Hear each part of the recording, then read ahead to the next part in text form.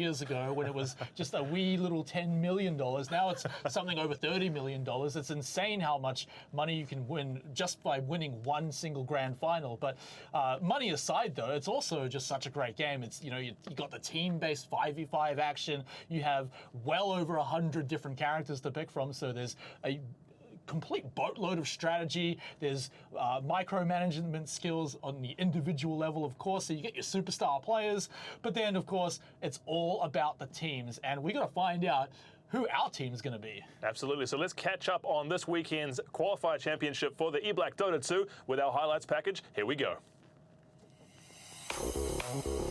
My name is Sam Johnson. My in-game name is Explosive Fury, or I'm commonly known as just Fury, and I played for 5.5 Kiwis.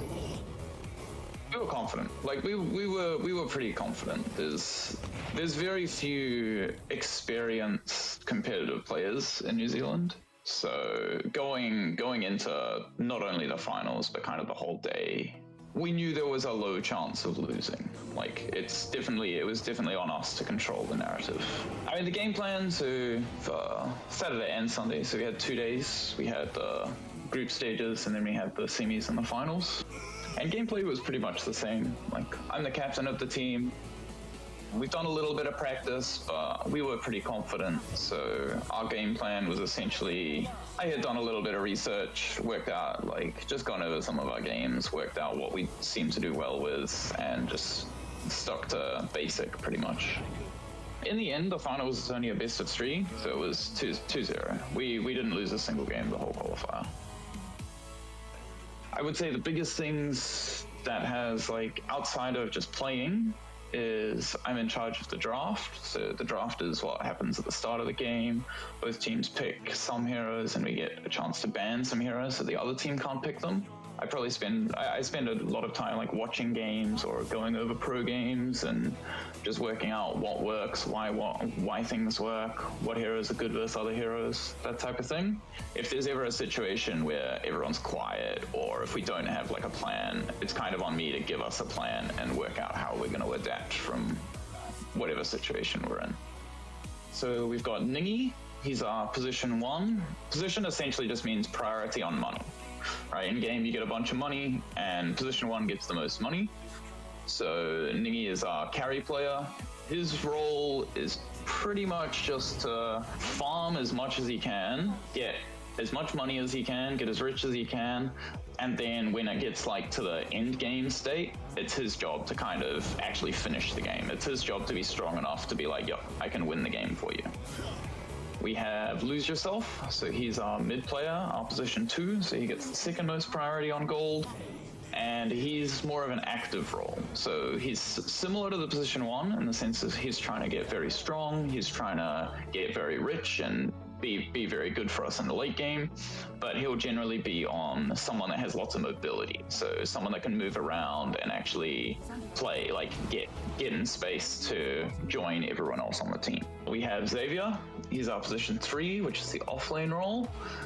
He's generally kind of a tank type, so we still give him quite a bit of money, and he will use that to try to get himself to a state where it's really difficult for the enemy to kill him, and his job is generally to kind of just jump in and start things when we want and force the enemy to try attack him. Now my job in the game, I'm the position 4, so I'm the I guess greedy support player. My job is to kind of help Lose Yourself in the pos 2 in the sense of I will try to move to certain places on the map to set up.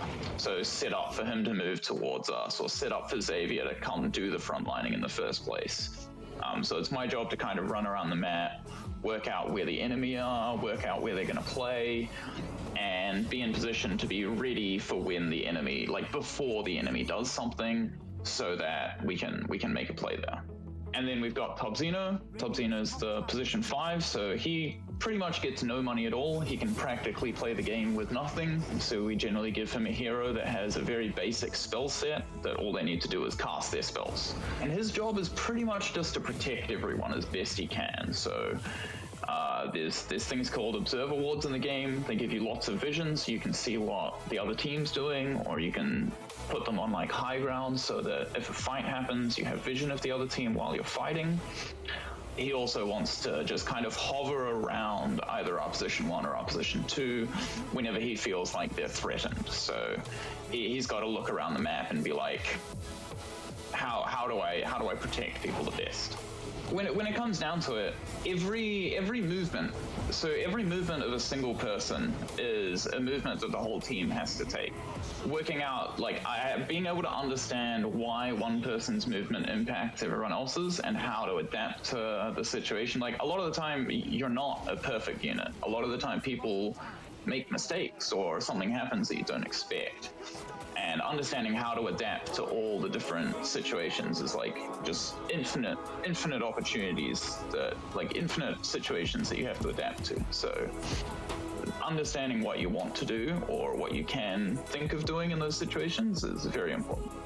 I think we executed our roles pretty well. Like we definitely had times where we got a bit greedy or we got a bit disrespectful. Like a lot of us, we've played competitive Dota for a while, and especially with an event like this, you know, we're trying to qualify for the Commonwealth Games.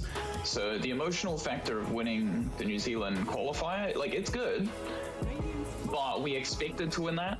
The difficult part's the next step. So it's the next step that we're still waiting to see some information on. And like, hey, if we qualify for the Commonwealth Games, that's when that's when the emotion comes out. That's when we'll be so excited. It's an amazing opportunity. So at the actual Commonwealth, there's going to be a lot of good teams. We're confident that we'll do well. We're confident we'll live up to our own standard, and we've got a while to practice. So we are a reasonably new team. Like, we formed for the Commonwealth Games. We haven't played outside of the Commonwealth Games, so it will be, or like we've played very little outside of the Commonwealth Games, but we've got a few months to work on that. We've got a few months to get some practice in, get some proper coaching in. We've got coaches the same for esports as it is for normal sports. Once we get someone who can have a non-biased look at the game, build a plan for us, I can work with him on building a plan so that I understand it better, that sort of thing. But just taking away the stress of it being on my shoulders the whole time, there's no way that I can look at a game unbiasedly. Every time I look at a situation, I'm like, this is how I see it. And once I've seen it that way, it's really hard for me to be like, no, I'm pretty sure it would. Like, it's pretty hard for me to accept that it wouldn't work if we didn't try to execute it properly. Like, if we didn't try to execute it how it happens in my mind.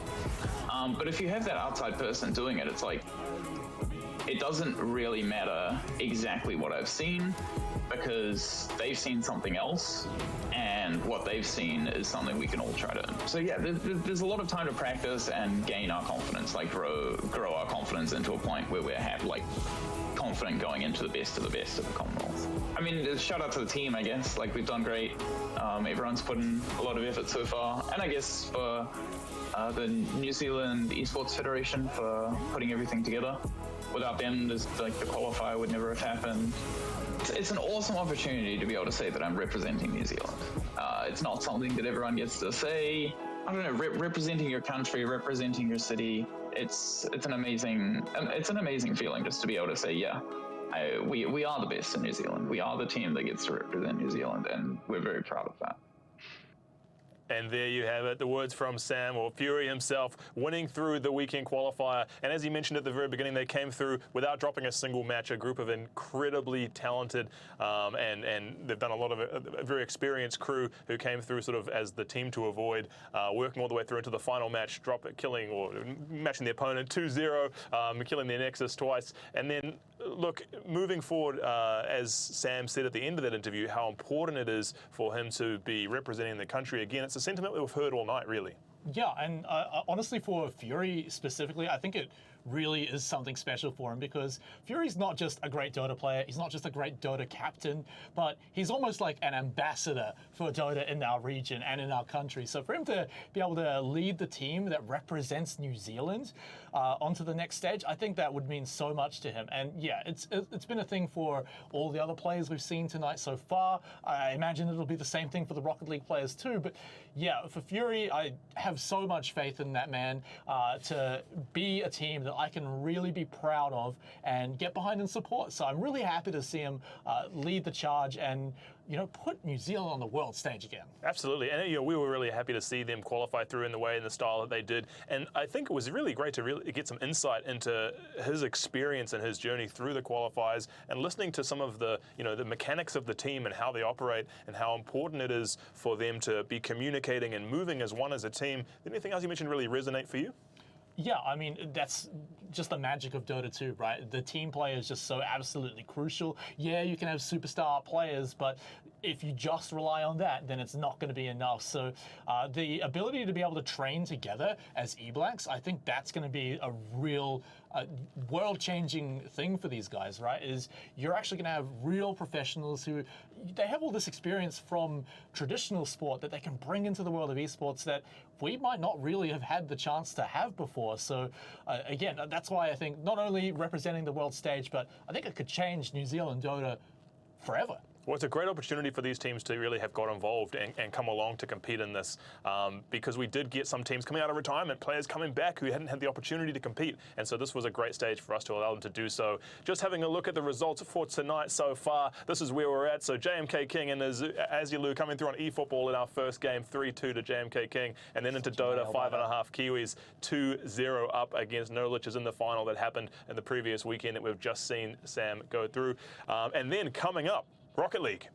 Yeah, and you might be looking at the screen thinking, oh, wait a minute, Underdogs have got one game already. Is that a typo? No, hold your horses, because they came in through the winners bracket to qualify for their chance to fight for the last spot right now tonight. And so they've got their one game advantage. They haven't lost a match yet.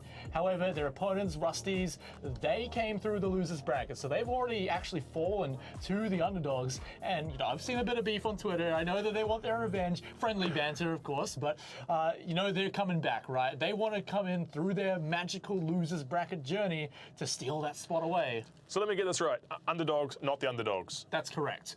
And in fact, the actual Underdogs beat out another favored team as well to even make it here. So we've actually already had a few upsets, a few Underdog victories, but oh, this is probably going to get confusing as the night goes on with one team called the Underdogs. But yeah, these guys, they've got some real experience between them. I thought we'd just get it out of the way now. But let's learn a little bit more about our teams competing tonight, and let's have a look at our first team up, Rusties. Rusties? Yeah, and no, so this is a relatively young team here coming into tonight, so you might not think, oh, wow, what are they going to be able to pull off? But they've got some serious talent coming in. Of course, Caleb and Jackie are bringing up the team quite well, but my eyes have got to be on Viz, or Jarvis.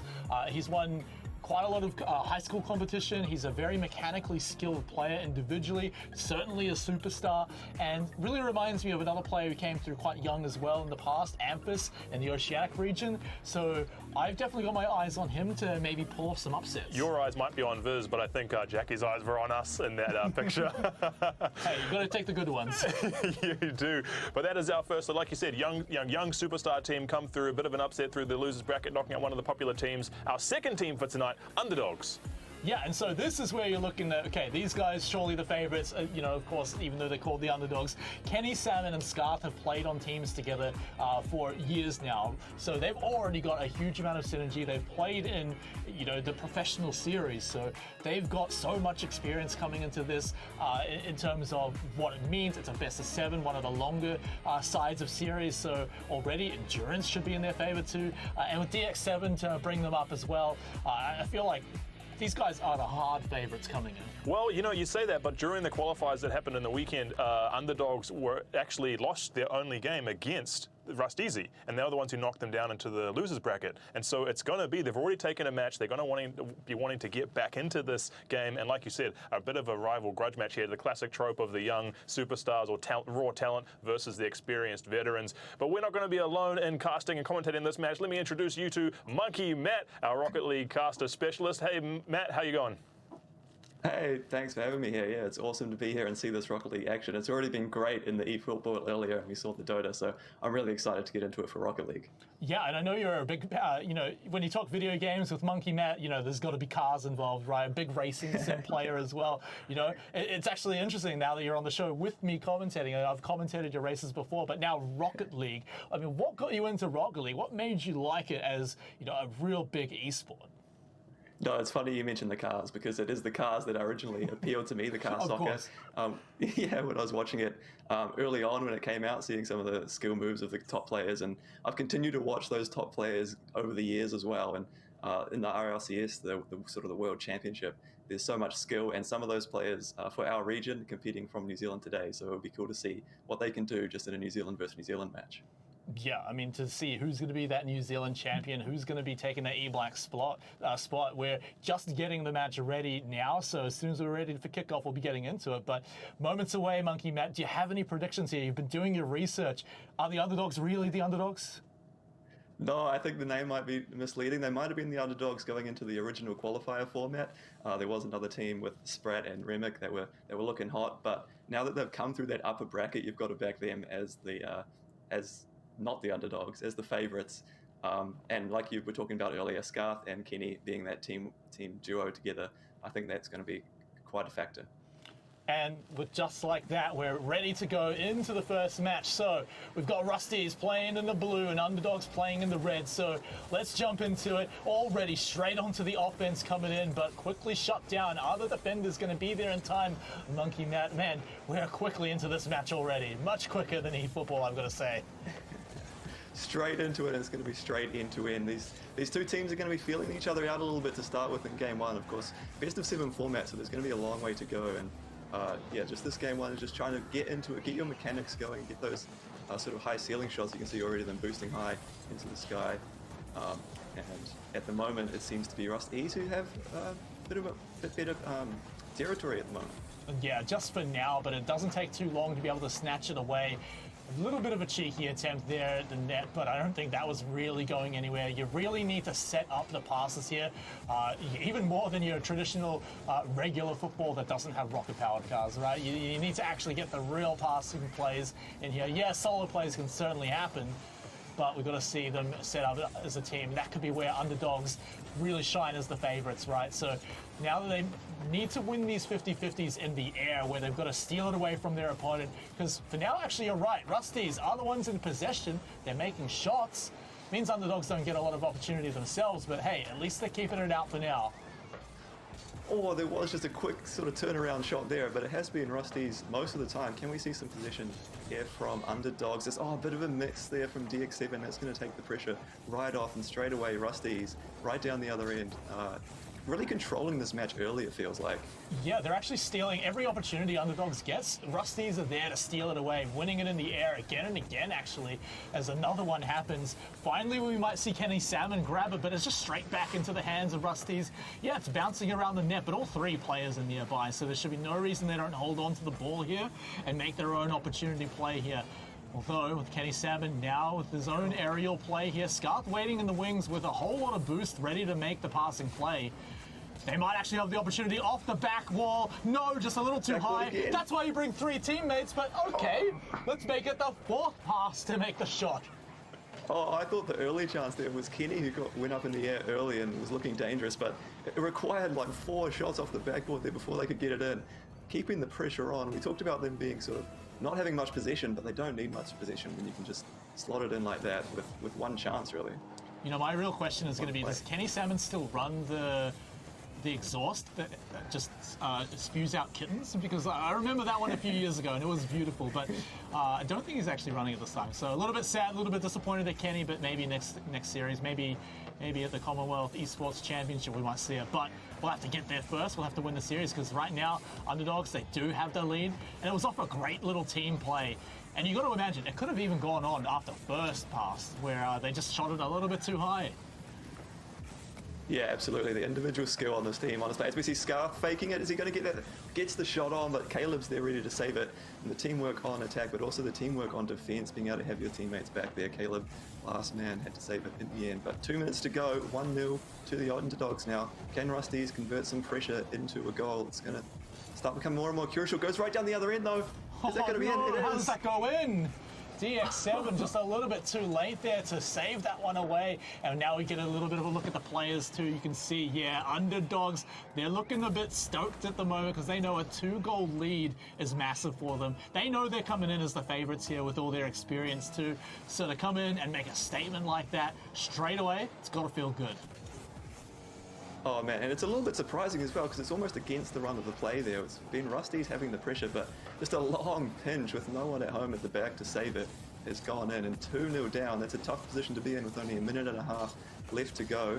Rusties, though, they really want to get a confident boosted goal at some stage that they can go into the follow. Even if they can't come back in this game, they want to go into the following ones with a bit more confidence. Yeah, big commitment there by Underdogs, but luckily Rusties couldn't get a solid hold on the ball, so they're able to get back in time. A lot of boost available for Underdogs, so this defense should be pretty easy for them. The question is, can they hold onto the ball as they get it out of their side of the field? Looks like they're going to be able to do so. Can they steal it away in the corner? No, it should be going straight back to midfield for both teams to battle over for it. But 1 minute remaining, the call is out there, and Underdogs know what they need to do. They just, if they want to, they can play defensive, but one more goal would absolutely seal the game as well. And I know these guys, I know that's how they're going to want to do it. They want to get that one more in if they can. Yeah, 2 still feels a little bit dangerous. If you can get it to 3, that's where it's a bit more comfortable. And especially with Rusties having some good plays as well. You can't really be comfortable in this position. Scarf has to make the save. Oh, he can't connect with it in the end. It goes wide. Yeah. That was a big chance. Yeah, and Caleb also getting bumped out of the shot too. Big defense from Underdogs, just shuts down any hope of a miraculous comeback. I mean, you're hoping for a last-second goal here by Rusties, and then a kickoff goal in maybe 0-second time. And that sounds like a bit too much of a fairy tale for me, Monkey Matt. So Underdogs, especially with goal number 3 there, they've secured in game number 1 already. And look at them on the cameras too. I mean, they're just having the time of their life in game 1. Yeah, when it's 3-0 up, you can feel that confidence within the team. You can see them talking to each other there. That one, just a little bit of a miss in the defense, or sort of a weak hit in the defense there to try and clear it. And they're going to punish you, these Underdogs teams. They're not going to let that go missing. Maybe looking for a bit of a feel-good goal here for Rusties, but I don't think Underdogs are even going to let him have that. Now, we've only got Jackie on the camera here, but you can see that he's all serious business here. You can tell there aren't very likely to be too many smiles going around. Hopefully they can still be having a good time here, but I mean, it's going to be hard to match the morale of Underdogs right now, Arcadian. I mean, look, they were stoked. Yeah, well, look, I think this is your experience versus, you know, these are some young kids on the block in terms of Rocket League, and this is their first, probably one of the events at this kind of scale, and so for them, they're trying to figure out how they perform on the stage. The pressure's up, and you can see them, you know, looking very serious, but we know through the qualifiers they have what it takes to take a round off these guys. And so it's just about them hopefully getting into that mindset, getting comfortable, and being able to actually pull it off. Otherwise, Underdogs are going to run away 2-0 in the series already. Yeah, and as we set up for the next game, we've got to also remember that Underdogs came in with already 1 game up, so they're now 2-0 in the series. It's a best of 7, so it's the first team to reach 4 wins. We'll be taking home the win, but I mean, look, to come in with that, not let a single goal into their net, and do a 3-0, I mean, that's a statement to be made. I mean, Monkey Matt, I mean, you've been in your Underdog situations yourself before, you maybe trying to come back. I mean, what do you feel in these sort of situations? It's certainly pressure on, isn't it? Because, like you say, 2 goals, 2 games down already, in such a big setting as well. They really want to come away with the win for sure. But you've really got to knuckle down and focus on what your game plan is here. They've got a little bit of a break between games, so it'll be interesting if they're on the comms talking to each other and seeing if they can come up with what they need to change heading into game number 2. And that's definitely something that comes with experience, right? Is if you are dropping games like this, your comms should not be silent between games, but hopefully they're not silent now because game number 2 is underway, but it is Underdogs with their 1-point lead. Make that 2 because of their winner's bracket run. And so can they do it again? Get a nice early goal to start shutting Rusties out before there's even any hope to be had. And again, early it is Rusties with some good plays off that kickoff, and following it up as well. Now, Kenny, over to Scarth. We talked about that teamwork. They're connecting on the passes now. It'll be interesting to see, can they keep that up as the pressure continues to mount from Rusty's? Oh, there's some real good ball control to set it up, but no one dared to make the play. Oh, no. They weren't at the goal, and they weren't at their own goal either, and punished heavily by the underdogs.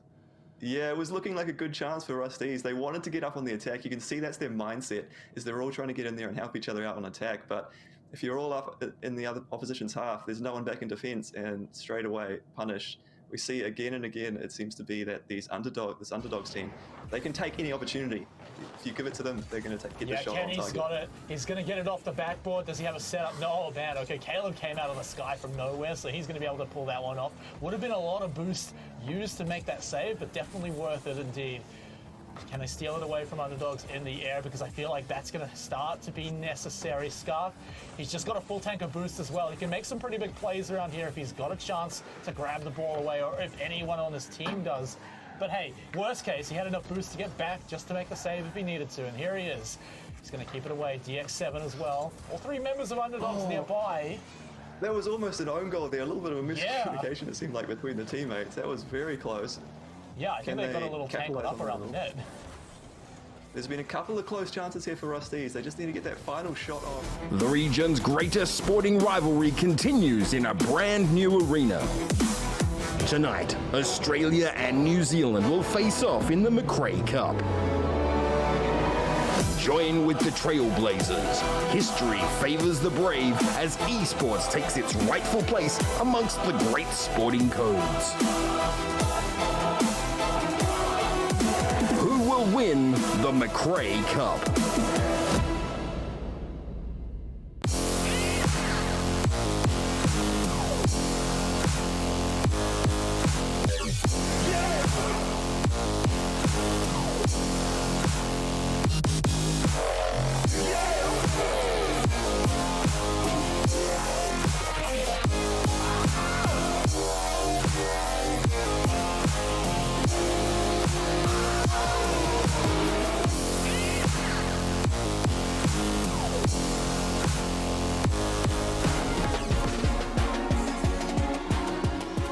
Tēnā tātou e hoa mā, nau mai piki mai ki tēnei whakataitai. Nui rawa atu o te motu, Aotearoa ki Ahitereiria. Kia ora e te whānau, my name is Ashley and I'm here at the LetsPlay.Live studios in Tāmaki Makaurau, inside the Sky Tower for what is set to be a absolutely historic night. We know the rivalry, New Zealand, Australia. We've seen it in league, we've seen it in rugby, we've seen it in basketball, but we have never seen it like this. Esports. The best players from New Zealand taking on the best players in Australia. The atmosphere is electric here. We've got some of the best gamers ready to battle out. For what? For this cup right here. The Mcrae Cup 2022. It is the first time we have ever competed for a cup like this. New Zealand versus Australia. Not only the cup, but a chance to represent Oceania in the Commonwealth Esports Championships 2022 in Birmingham. It is massive. There are a lot of stakes up for grabs, not just mana, but this cup and a chance to go overseas to the Commonwealth Games. Now, you might be thinking to yourself, what is this? What is this all about? What is this esports thing? We've had a massive day here today. Dota 2 Open League, Dota 2 Women's League, and now you get to witness Rocket League. Now, you might be asking yourself, what is Rocket League? Think futuristic, think football, think high octane, think entertainment, think fun. Three of the best in New Zealand versus three of the best in Australia. It is absolutely amazing. I cannot wait to see them go to battle tonight. New Zealand versus Australia. But before we get into all of that, if you're wondering to yourself, what are the E-Blacks and what is this all about? Well, we've made this for you. Take a look at our journey so far. So what is an E-Black? It's our national esports squad. Now these teams will be representing or selected to be part of the E-Black squad to represent New Zealand at international country representative events. You know, growing up as a kid playing football, you want to represent your country, so doing that through eFootball would be just as good, really. And he beat the reactions of Azzy Lou here in the final moments of Game 5. Oh, what a save there, but Norbert has dropped right to Leroy Sane. The first E-Black we are deciding tonight. JMK King. It's an awesome opportunity to be able to say that I'm representing New Zealand. It's not something that everyone gets to say. I don't know, representing your country, representing your city. It's an amazing feeling just to be able to say, yeah, we are the best in New Zealand. We are the team that gets to represent New Zealand, and we're very proud of that. This is a massive night for us because we're going to see New Zealand's top esport players definitively selected for the squad. There's no changing the outcome. There's no changing fate. Underdogs will be your new E-Blacks for Rocket League. Incredibly close. So JMK King on the eFootball Championship, and then 5.5 Kiwis coming through in our weekend qualifier online through Dota 2. Fantastic, never dropped around during the entire series, and so very, very strong performance for 5.5 Kiwis. And then finally, you've all just seen it with Kenny Salmon, Scarf, and DX7 on Underdogs taking it out for Rocket League on the New Zealand squad. As you can see, an absolutely amazing journey to get to be an an E-Black, and represent New Zealand on the esports stage. It has been fantastic. Now, you might be wondering, how did we get to this moment and how did the tournament actually come about? Now, there's an explainer here about what is going down. We put out a call. We wanted to find out the best. Who were the best gamers in Aotearoa? We played hundreds and hundreds of games, and we've come to the final stage here, the last round, where we get to find out who will be representing Oceania in the Commonwealth Esports Championships in Birmingham for 2022. We are so excited to be here. As I said, the energy is electric. It is my time to bounce and pass it over to our experienced casters tonight. Boys, take it away.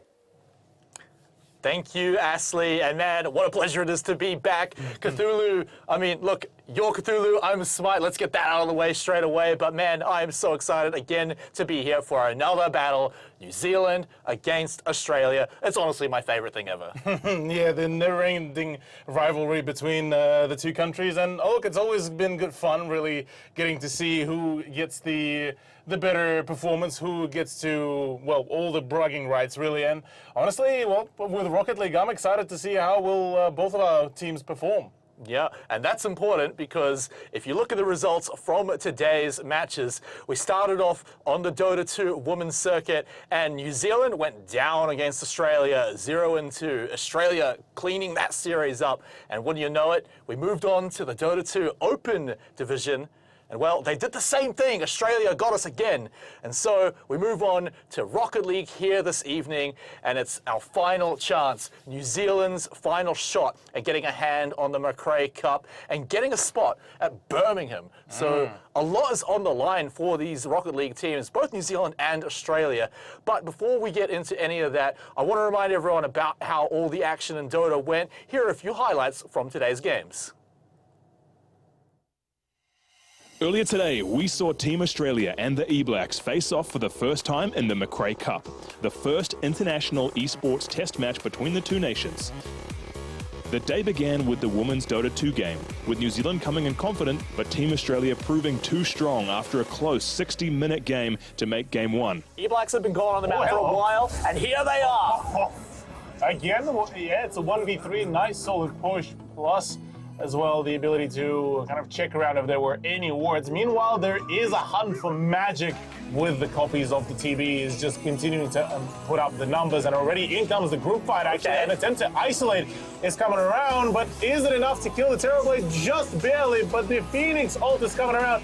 No chance yet to burn it down. Yes, there is. Magic is the hero of the play, but a triple for Pudding. It is just the sheer tanking ability. Pudge is just too big to play. Things just been unfortunate there for them. A bit of a quieter game on the side of the rest of the team. The carries have been trying to make a play. Fu isolated, trying to make a play. No, the bubble is also there to try to just dish back some sort of punishment, or at least reflect some damage. But this is great so far. Another reattempt at the group fight coming around. Do we get to see the shutdown of the DK or not? But Medusa's on full upgrade as well. Now it's time to go hunting. Now it's time to make that play. And finally the DK is shut down amidst the whole chaos. Continuing to right-click onto her opponents, but Phoenix Bleed here is absolutely going big. And no, instead the whole play turned into a nightmare. All courtesy of Pudding scoring an ultra kill. Yeah, and Pudding definitely the star of the show in that team fight. But with all the buybacks down, that's got to be the win, Cthulhu. That's got to be Team Australia taking game one of the Mcrae Cup here against the E-Blacks. My lord, well, that was a little bit of a back and forth game, but yeah, at the end of it all, In Game 2, after a strong start, the E-Blacks weren't able to capitalise on their strengths and ended up dropping the final match to Team Australia, securing Australia's first team their seed in the Commonwealth Esports Championships. How do you do? And that should be a pretty easy kill there for Team Australia to pick up. There is a bit of damage being thrown back, but surely they'll make out of this one. There might even be another flip. Actually, Lunaro might actually be able to do this and make it out alive on top of getting the kill. They've managed to do it. E-Blacks are starting to turn it around. The Colosseum's been dropped down while Snapfire rains down the artillery. The Trend Protector trying to block the choke point, and now Dawnbreaker has arrived with that global presence. Actually going to go in with the Colosseum. Goes for a stun, but surely this is it's not cutting off the retreat. It's going in for the kill. Magic in the backlines. Doesn't have the Chronosphere to drop down just yet. They're looking for their very first kill of this fight. BKB's activated, so the carries will stay alive a little bit longer, but Magic too far forward will get a kill, but will be quickly traded in return. No buyback available for Magic either. Very bad here, putting still alive and on a killing spree, and now ripping apart the Kiwi base. Ewan and Rin as well, being able to just be the duo, and GG's already being called here. Yeah, look, it was a valiant effort here from E-Blacks, but unfortunately for them, Team Australia just looked far too good, and just like that. Next up, the Dota 2 men's take the stage. The E-Black team was fully aware of the challenge that lay ahead of their incredible, powerful Team Australia standing in their way. Game 1 was a brutal justification of Fury's fears. Everyone on Australia's winning, and it might even get a little worse. This is now New Zealand trying to find something back, but it's so quickly reacted on by Australia. They just turn it right around. The tables are flipped. That's one kill. They're looking for two. There it is. And where's the third? Actually, let's make it 4 while we're here on the Grimstroke. Dominating mega kills, triple kill. Australia have this game in the palm of their hand. They've got a few more buildings. It looks like they're going to go for the mid lane tower now and move on to the racks there instead of go for the kill. But look, just 3 people dead on the E-Blacks with no buyback. Yeah, it's only 20 minutes, but it's still a long time, it feels like. No buybacks, no chances. I wouldn't be surprised if we will be seeing the GGs come out pretty soon, as the middle towers as well starting to fall. It's not looking particularly great. Pango keeps them right on the throne as well, so this is about to all fall, and GG, well played from Fury. This is the call here. Team Australia came out of the gate completely dominating the map, ending the game nearly as soon as it began. With Team Australia on a high and the E-Blacks needing to secure the second map to stay in contest, the E-Blacks maintained their composure and started Game 2 cool, calm and collected.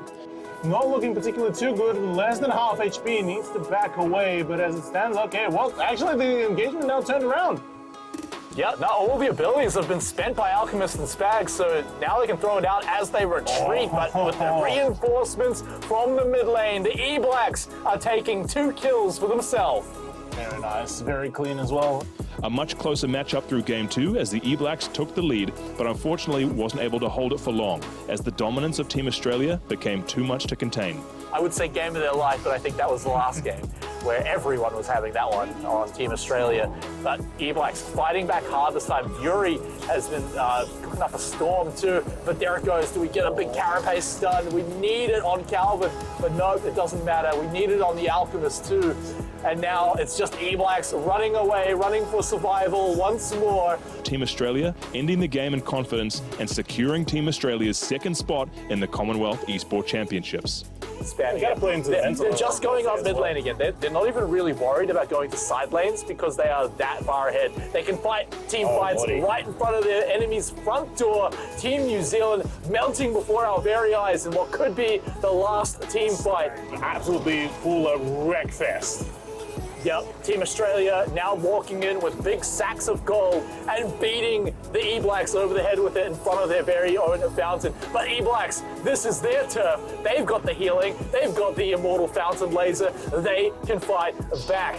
But lose yourself on the Alchemist. He's still getting a triple kill. Meanwhile, the Ancient Tower itself is getting destroyed, and the Ancient is next. Team Australia can literally turn around and right-click the Ancient, but again, they know it's New Zealand. They want to make it personal. The GGs are out. Team Australia. Really awesome stuff there. I mean, Dota was such a treat to watch today. As a New Zealand fan, yeah, it got a little bit rough at times, but at the same time, I was proud of the squad to see them get up there and get back after such rough matches too. But props to Australia where it's due. They came out strong on Dota 2 and smashed it. But now, it's time to move on to Rocket League and New Zealand's final chance at getting a hand on the Mcrae Cup. So let's start looking at our first match, Cthulhu. Let's get into Rocket League and look at the E-Blacks first. This roster, they've been together for a little while, Kenny Salmon and Scarth, but they've added DX7 as well quite recently. And ever since the qualifiers, DX7 has been looking fantastic, Cthulhu. Absolutely, yeah, the whole roster has performed absolutely phenomenally. And yeah, there's a reason why they managed to make it as E-Blacks now to represent New Zealand, and yeah, their performance in the qualifiers has been absolutely stunning. But their opponents, Team Australia, these guys are no slouches either. They are going to be a quite hard team to beat. Of course, they've also been playing together quite recently as well. All players are actually quite a bit younger. However, the talent is there in spades. Kaka, Finn, and Shores.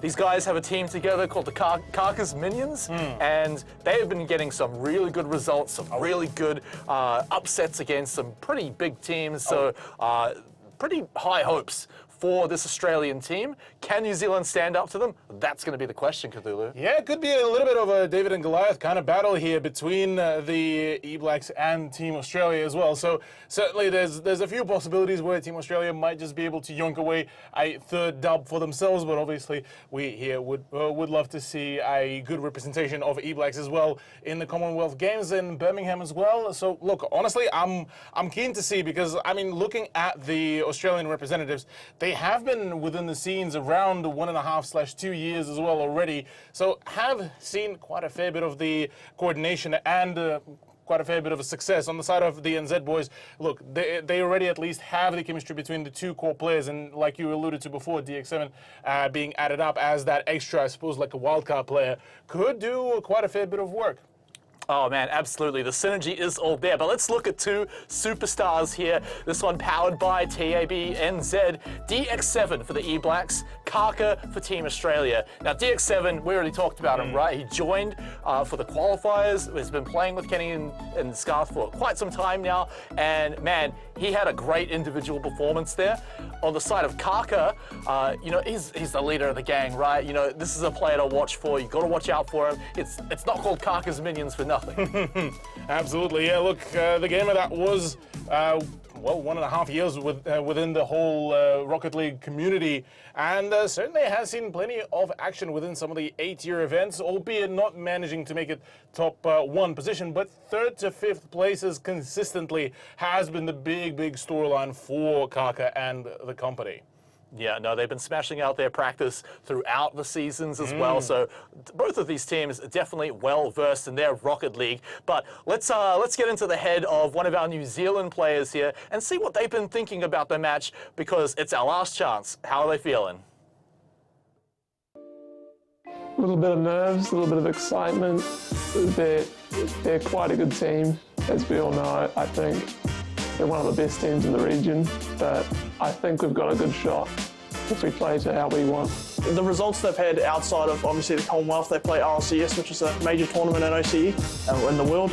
They've done extremely well in that competition, whilst just off stats alone and how they've played, obviously they'd go and be favourites, but you never know on the night, and we're going to give it our all. Yeah, I've got a lot of respect for them, but we'll try to smash them anyway. One of our main strengths, I think, is our communication. We're all on the same page.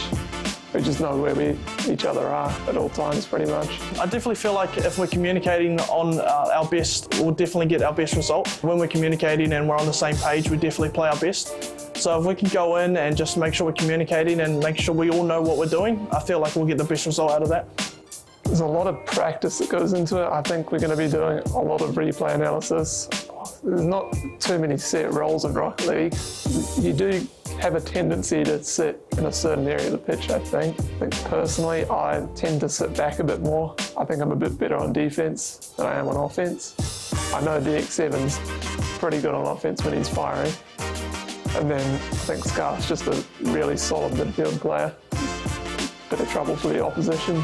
think the general feeling with the team is we're pretty confident. We know it's going to be a challenge, of course, but I think we know we can beat them if we're playing how we want to. The journey of being an E-Black has been amazing. The team around working on everything has been incredible. Yeah, I'm super excited. It's going to be great. I just want to make a shout out to my mum. It's her birthday today. She is the best mum you could ever ask for, and I just wanted to say I hope you enjoy watching, and you're the reason I'm here today, so hopefully I can do you proud. Representing New Zealand, it just means the world, You never expect to have that kind of opportunity in your life, anything like that. Oh, my heart's warming. His best mum in the world. I mean, my mum's the best mum in the world, but that's okay. DX7 can have it. It's her birthday today. But Cthulhu, I mean, these guys are looking pretty confident, and I think they know the stakes they're up against, that this is going to be a tough battle. But I think, yeah, the confidence they're showing, they just need to get in there and play their game. Yeah, look, they have the confidence, they have the excitement, so they know what they're up against. And I mean, look, there's a right reason for them to have that said confidence. I mean, you look back at the qualifier bracket, they were able, in the grand final, be able to beat their previous opponents in a 4-0 victory. So now coming into against Team Australia, they should have all the knowledge about how to play. Very quick, straight off the bat, we already have the action going. Yeah, kickoff already underway, and there it is. Australia starting off with some pretty good possession of the ball and keeping control of it too, keeping it here at the midfield. Now, what E-Blacks are going to do about it? Let's see if they can play their game. Get on the offense. Can they hold on to the ball when they get it on the orange side? Yeah, well, trying to go for that quick aggression straight off the bat. A little bit of kind of all over the place stuff, trying to play maybe a bit of a 50-50 play here, but as it stands, it keeps on bouncing all over the place. As they seem to have trying to dedicate a maximum of 2 players for the offense, 1 on the defense, but actually a double defense coming in from Scott and Kenny Salmon, certainly looking rather promising here. Yeah, you got to watch out for it, but there's a third pass. Luckily, there was a third block for the E-Blacks. They keep it out for now, but that doesn't mean Australia is done just yet. We're out of boost here for sure, so we're going to have to pass it on to someone else. Kenny Salmon now stealing it away, but will he hold on to it with the rest of his team? These teams are not letting either side hold on to the ball for too long, although I've got to say, Cthulhu, it feels like Australia's holding on to it for just a little bit longer most times. A little bit more of the pressure coming in from Team Australia, whereas it feels like E-Blacks are playing for a little bit more of a defensive, a little bit more of a passive play. Nice demo play as well there to kick things off. One of the first ones out of the many, I would imagine. Oh, it's New Zealand versus Australia. You have to get the demos in there, right? Absolutely. Nice play to get a bit of a rebound action as well, as Scott looking to make a play. Oh, the ball is being sent in. Oh. Almost there. I almost didn't see him. He was way tucked in the corner, but he was there, ready for defense. Kaka keeping the ball out after what looked like a Hampson open now. Oh, no, rolls past. Surely. He can't stop it, and Kenny Salmon will be the one to get the first goal of the match. Very nicely done. Clean shot as well, and yeah, a little bit of an oversight. Team Australia getting a little bit too aggressive on their play, not really leaving anyone on the defense. Yeah, I mean, look, I saw a few smiles over there on the E-Blacks, and I can imagine why. You don't expect a shot like that to go in. So, a bit of a long one from Kenny Salmon. It goes in. Got to feel pretty good about that one. So, yeah, not often you can catch the gate just wide open like that, so you'll take it when you can get it. So, the question is, are they going to continue their lead here? Australia, for all their possession before, it seems to be slipping a little bit, and E-Blacks are now getting the shots on the net as well. So will we see them steal it away? Here's a shot attempt finally from Australia. Can they get the passing play? No, there's a really solid defense so far. I'm liking the idea that DX7, given the fact that he was the addition basically to the E-Blacks roster before they qualified, he has been kind of set a couple of times, kind of all the while, just go do your thing.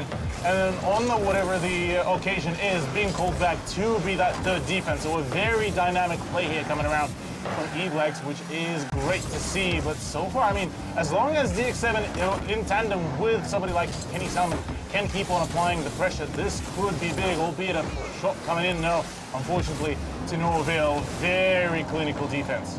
Yeah, got a bit dicey, but a good little bump on the dribbler there did steal the ball away for the E-Blacks and kept it alive again.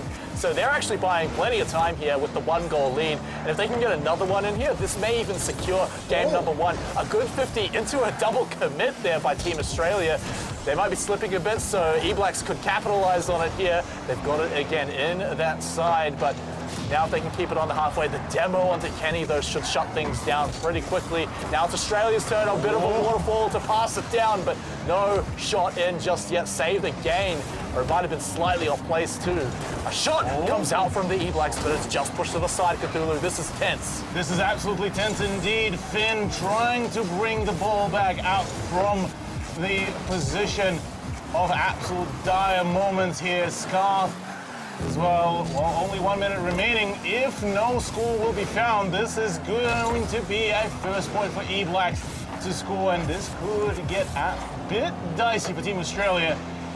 Bit of a dribble coming around. DX7 going in for the shot, unfortunately not enough, and Scarf as well being able to bounce it away as it stands. Kalka nearly managing to score in the ball into the gates of E-Blacks, but at the moment it keeps on bouncing away from the gate as far as possible. Cthulhu, man, it was almost there. The E-Blacks committed pretty hard and they almost left the door open, but they got back just in time to make the save, and that would have been Australia's shot back in to go for overtime. But now Australia need to find this goal in the last seconds of the game to force the overtime, but that one last bump and save should do the trick as long as we get a big old boom coming out from Scarf, send it away from the net, knock it into the ground at 0 seconds. Don't let Australia have this shot, and it goes wide, and that should do the trick for New Zealand as long as that ball touches the ground. Australia just need to find a way to get it in, but they can't do it. New Zealand can take game number 1. Nice, clean deal from E-Blacks. Solid beginning to their run out of a BO7 as well. This is right par for the course for them, which is looking rather promising. But I gotta say, it was a little bit of a oversight from Team Australia, given that that 1 point that was scored against them was off the back of them getting a little bit too aggressive, getting too confident in their seats. Like I said, it's not a goal that you really expect. Luckily for them, though, it is a best of 7, so there are plenty more matches for Australia to come back from. New Zealand, I'm sure, are not getting too comfortable about it. The E-Blacks know what kind of goal that was. They know they can't really rely on it too much.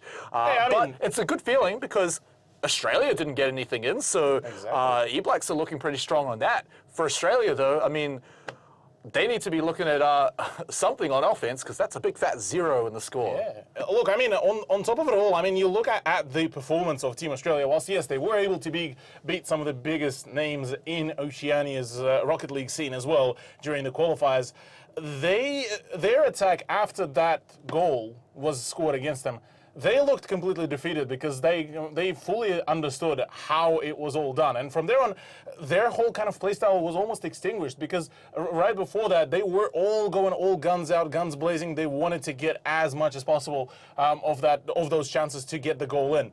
But you look at even the final minute of that whole match in the first one, and they just couldn't land a straight shot for the life of them. And maybe a point of concern, but again, we do get a little bit of a breather between those maps as well. So maybe a bit of a mental reset as well could be well in as a part for the course. Yeah. For Team Australia, I'd say you definitely want to be looking at that, a bit of a breather, right? Especially after a goal like that. New Zealand, I think they want sort of like the opposite thing, where they need to not get too excited. They need to know that that was just a bit of a weird goal. I mean, consistent pressure. Always take those shots when you think you can get them, but again, you can't rely on them. So yeah, E-Blacks looking pretty strong, honestly, but I've got to wonder, are we going to just see a 0-0 game and just go straight to overtime? We'll have to see when we get into game number 2. So E-Blacks, I mean, good start, but I'm feeling like these teams are dead even. Oh yeah, they are definitely very close in their matchup, but I reckon with the E-Blacks, the way how they've been performing, they kept on continuously just yoinking away the ball, taking it away from them. So it has been pretty good pressure from them, I have to say, Smite. Yeah. So that consistent pressure will eventually start generating cracks in the defense of Team Australia. And when that happens, this is where the scores might start falling in just the right way. Because on the side of Team Australia, look, they started off pretty well. And I got to give them kudos. It was a really good offensive play. They had a good possession for a while. They had a really good possession, yeah, up until the last few minutes. And after that, kind of just all fell apart. It felt like it was more so just 3 solo players playing against a coordinated trio. But I would say that comes down to E-Blacks getting in there and disrupting the offense, right? They're getting in there and they're pushing, they're shoving. They're going for a lot of 50-50s as well. Like anytime you think you can pass the ball or maybe like get a little bump where you want it to go, too bad. There's a Kiwi there pushing you around and making you push it slightly off center. Even that last shot we saw, yeah, it was in desperation moment just before overtime, but you know, the pressure there from the Kiwis just makes those shots so hard to put in. So yeah, Australia might feel like they're crumbling on the offense, but it's down to the Kiwis making it so hard for them to hold on to the ball at all. Absolutely. And now that the Kiwis did manage to generate the momentum for themselves, this is very crucial for them to keep on holding on that, given that it will give them a good boost of momentum, good boost of confidence. Now going into matchup number 2, E-Blacks, they get to kick things off now knowing that they at least have 1 map advantage over their opponents. Yeah, I mean, you have that little room of safety. Oh man, yeah, those ones are always scary, but you have 2 or 3 Kiwis in the way, one of them's going to be able to block it, even if all 3 of them have to commit to it. But for now, this is like game number 1, right, where we saw Australia, good possession, and that's, again, quite a few commits there coming out from the Kiwi defenders. Perhaps now's the time for Australia to find a crack, but they get a good boom. Might have to bounce it off for a rebound here to a teammate, but no, there it is. The Kiwis there again, pushing it right out of your hands. Yeah, but look at where the ball is all this time in the blue zone, where E-Black's gate is. And right now, as long as they can just get it out there, get it out to the Team Australia side, this is where the pressure might start mounting. That initial momentum, though, I gotta give kudos to Team Australia. That initial pressure, it has been absolutely explosive from them. So maybe scoring a demo or 2 could really start throwing in a bit of a tangent in the plans of Team Australia. Yeah, I mean, a demo would certainly help when you're getting pushed around all the time. Bumps as well, like get in there and push them around yourself for sure. Short little attack by the Blacks, pushed back nice and quickly, but they're in possession of the ball now. They're going to be trying to make these shots, trying to get it a little bit off the corner of the net there. A little bit awkward. That's an awkward save, but luckily he's got teammates to help him out. Make sure it doesn't get just shoved right back into the net behind him. Awkward there for the Kiwis. Australia, they're still looking for their first goal. This one might be it. Bouncing it off the backboard. He went for the double touch, but the Kiwis again push him out of the air. Oh, we were talking how gifted DX7 was, and the man already saved it so many times from being scored against them. So far, clinical performance. Ball nearly went in, nearly a goal there, but so far, Team Australia is struggling to find their footing. Once again, ball is out. This time, Finn is ready to receive it, and another shot goes in. No, the gate is open. Goal! Scarf scores it, but this time it's E-Blacks once again. Watch the replay here. He notices the moment that he can't get it, slips right underneath him, and then easily he just takes a shot. He knows all 3 Australians are off in the air, trying to get the ball, trying to get their own bumps going. I saw them, you know, they're adding in a few more bumps to their attacks now. But again, the sneaky little scarf there to shoot at your open net. That's the second goal of the series is an open net again. Imagine that. Losing a point to that kind of positioning, that has to be quite the tilter. But I gotta say, Scarth and DX7, this second matchup has been absolutely clinical. Dribble completely overtaken. The ball being shot out from the blue zone as well. Surely this is where Scarth and DX7 make a run for it. Maybe this could have been a big tackle play. Kenny Salmon back on the defense. Oh, ball nearly goes into the gate as well. That would have been a scary moment, and the demo as well to boot. This is right now starting to get a little bit more dicey here between the 2 rosters. But Australia placed the ball too high on that shot too. Maybe a little bit put off by the defender. Kenny Salmon now getting it into the corner. Has it set up for the 3rd teammate. Is anyone going to go for this 50? I think, yeah, Scarf will. Of course he will. But it was a little too awkward. It gives Shaw's the ball to go for the shot. He's got teammates. The second shot's blocked. Is there a 3rd? I think they've given up and they've gone to the rotate back for the defense. And now, again, it's back into the hands of the Kiwis. E-Blacks with just under 2 minutes to go. Oh, Kenny Salmon playing around a dangerous game between himself and DX7. Once again, being sent out to the offense, but straight away a rotation for the defense comes around. New Zealand players so far showing us their flexibility and how well can they keep up this sort of dynamic gameplay. A 50-50 comes around.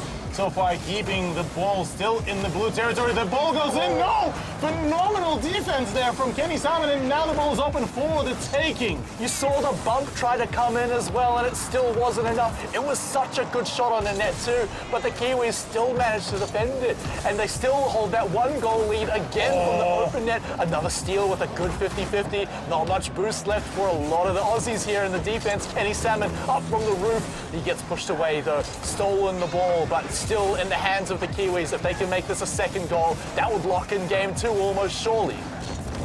Absolutely, already less than a minute remaining, and all that E-Blacks need to keep on doing is just keep the ball away from their gate. But no, the big shot is actually happening this time. A little bit too much dedication. Maybe the ball will be going in, but no, instead it's a shot towards the gates. This time Finn does able to make it work and does defend it. 32 seconds remaining though. Kaka does send it. 30 seconds now. Ball up high. In comes the shot though. Could this be the goal? Could this be the play? No, the rebound is there. The defense is perfect. The shot is open. Could this be a goal? No. Misses it all out. 17 seconds. Team Australia will need to make sure to keep it off. They need that one more point to send it at least to overtime, and from there on it doesn't look too good. The shot is in. Could it be a goal? No. Kenny Salmon, no, could not hit it. Another one, and there is a 0 chance at this point, but ball is about to land on the ground. New Zealand, second point. Are you kidding me? Are you kidding me, Cthulhu? We've had no goals apart from these open nets. What a ridiculous series so far. I think some of the boys know it too. I mean, look at their faces. They're having a bit of a laugh. I mean, you see this after a win for sure, but I think they know. They know how they're getting these wins. One game that goes like that in a best of 7, you're like, okay, whatever. But when 2 games go like that and give you the 2-0 lead, man, what a good start for the Kiwis. But to see how the rest of the series is going to go, we're going to have to go to a short commercial break. But when we return, we'll see if the Aussies can fight back.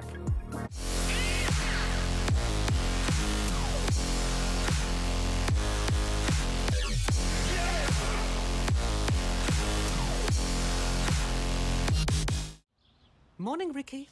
Morning. Where are you? I'm a voiceover. You're in an ad for fibre. Okay. Random. Ask me about fibre.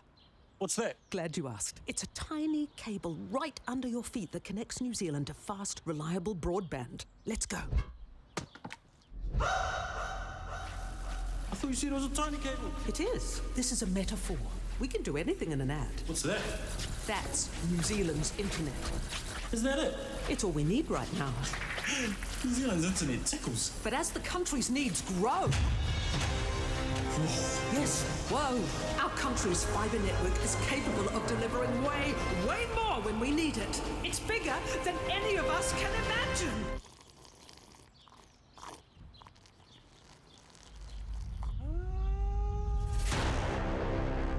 What's up with the enormous words? Still an ad.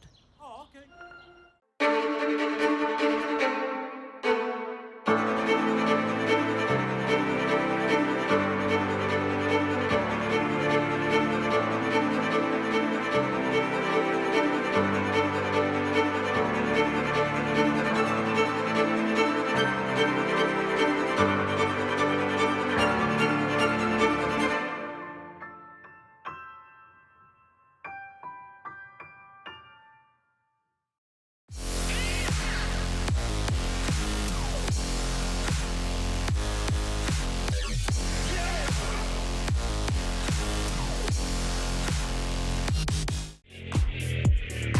Welcome back, everyone. We're back into the series between New Zealand and Australia here for the Mcrae Cup. It's Rocket League Cthulhu, and New Zealand are 2-0 in the lead so far after, I've got to say, some ridiculous 1-goal games. Well, yeah, you call them ridiculous. I call them perfectly well read on the overplay.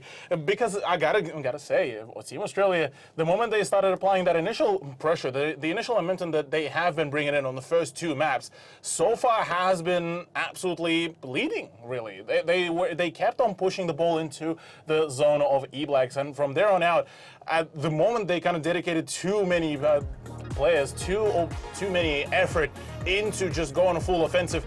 A slight slip up and the ball was already in their own gate. So for the E-Blacks boys, they have been just absolutely smashing it out. They've been finding those cracks in the offense and the defense of their opponents. And from Team Australia, the moment they lose a point, that's it. You can see even visibly in their performance, it gets absolutely dire very quickly.